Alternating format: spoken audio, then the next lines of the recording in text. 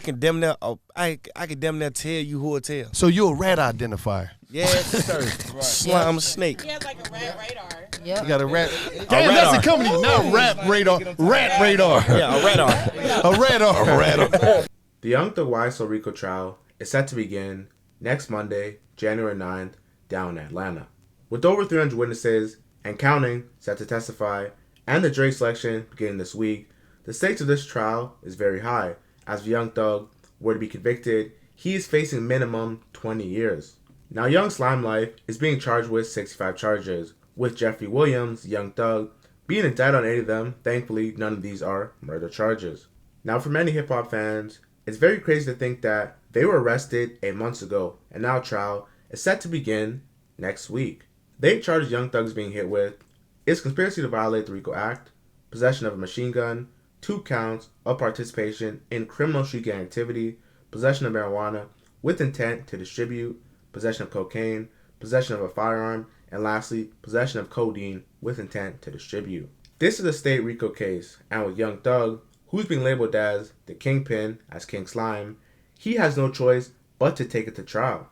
Young Thug has the best lawyers, and his fate is in the hands of his co-defendants, who may or may not tell on him, and the jurors.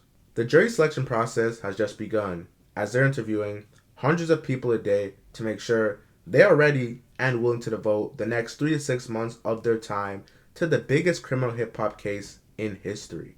Now, Birdman and Lil Wayne, the Cash Money legends, are witnesses that could only be called for one reason: the Lil Wayne Turbo shooting in 2015. Now, during this time, Young Thug and Lil Wayne clearly weren't getting along, and his bus actually got shot up by an alleged YSL member, Jimmy Winfrey, who goes by the name of Pee Wee Roscoe. Now, Pee Wee Roscoe was convicted in 2015 and sentenced to 10 years. However, the conviction was actually overturned, and at this time, there are strong allegations that Birdman, the person who basically raised Lil Wayne, and Young Thug organized a hit on Wayne. However, this didn't seem to be true or proven in court, even though it shows that Birdman actually spoke to Pee Wee Roscoe while he was in prison after the incident. In this new civil court filing we obtained, the driver's attorney points to phone records showing Young Thug called Winfrey 8 times in the moments before the shooting. They also point to this jailhouse call between Winfrey and Birdman. You come out here and get this money, real money. You done blessed. You done did everything you could do, bro. It's an eye opener, bro.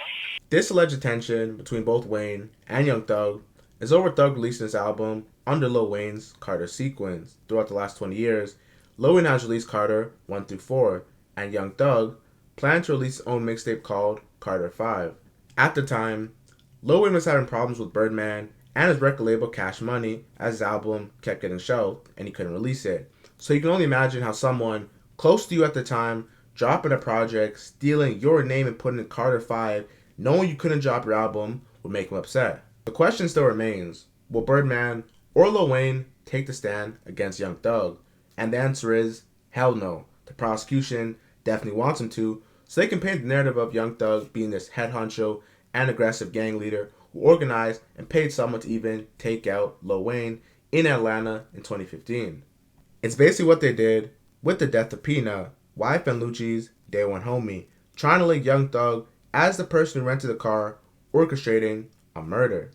When the YSL witness list got exposed, many people had mixed opinions, as they basically want rappers to turn on rappers. Now, YFN Lucci, the Atlanta rapper, as some may say, is the head honcho of YFN, is listed as a notable witness, and the feds have shown on multiple occasions that him and Young Thug do not get along, and according to them, Young Thug allegedly put a hit on Lucci in jail, and he was attacked twice. Now, none of these 3 people listed, Lucci, Birdman, or Wayne, I believe will take the stand or even say anything incriminating, especially Birdman. These last 2 months have been the most scariest, gut-wrenching 2 months of Young Thug's life, as his partners admitted YSL is a gang, and basically dismantled his main defense that he was going to take to trial. He admitted that YSL is a record label, Young Stone Life Records, and however with Gunna and Walter Murphy and other individuals admitting YSL was a gang in exchange for a plea, this really dismantled a major defense he was using to beat this case and walk free. With everyone leaving him behind, and this being a state case in Georgia, Young Thug is facing a minimum of 20 years if he gets convicted on any of the charges. Meaning, if he gets convicted on one of the 8 charges, he will face a minimum of 20 years in prison.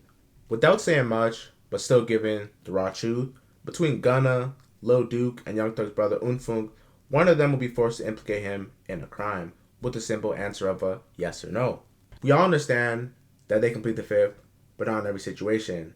If they would ask Gunna if he had knowledge of Young Thug using weed or trying to distribute it or owning a gun, and he says yes because he denied that the guns and drugs were his in his plea deal on video, he gets labeled a rat.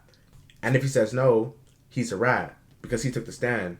The way the internet streets and the media treat the situation, you are damned if you do and you are damned if you don't. If you were to look at the YSL case, it's simply unreal. You got people on trial for murder, drive-bys, armed robberies who are getting 30-year probation. When has this ever happened? When? Now, Antonio Sledge, according to documents, he must give up his 5th Amendment right, which means he cannot plead the 5th, for him to get a 15-year probation instead of 30.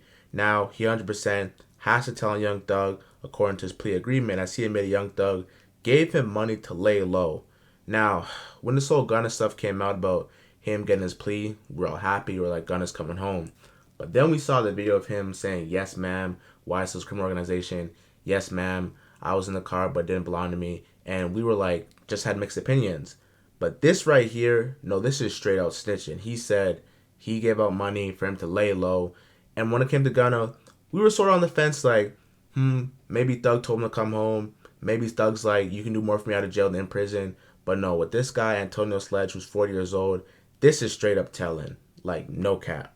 What we can learn from this situation is the loyalty of people is truly tested when things go wrong.